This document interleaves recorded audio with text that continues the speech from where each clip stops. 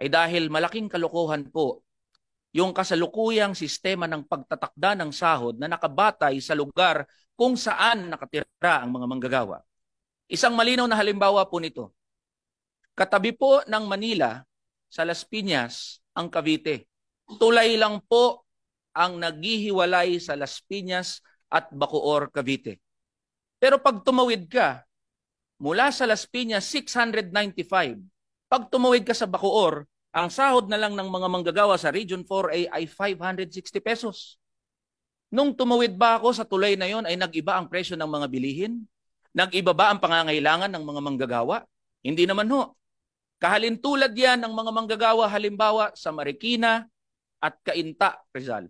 Pasig at Cainta, Marikina at Rizal, kung saan poste lang ang naghihiwalay sa dalawang lugar na yon. Yes po. Meron din ho halimbawa sa May Kawayan, Bulacan at sa Valenzuela. Isang iskinita lang ho ang pagitan. Tatawid lang ho ako ng daanan. Pero magpapalit ang sahod ng mga manggagawa. Mula 695 hanggang 500 piso na lang.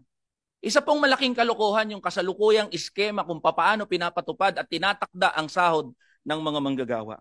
Pangalawa, Madam Chair, and to our distinguished colleagues here, yung nature of work o yung kalikasan ng paggawa.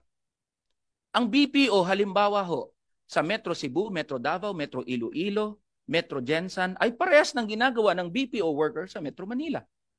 Ang construction worker sa Visayas ay parehas ng ginagawa ng construction worker sa Metro Manila. Pero bakit ang labor cost para sa mga construction worker dito sa Metro Manila ay 800 piso, samantalang ang mga manggagawa sa probinsya na gumagawa ng parehas na trabaho ay napakababa? Wala hong lohika ang pagtatakda ng sahod, Madam Chair, dito sa RA 6727. Mas mabigat ho ba ang semento dito sa Metro Manila?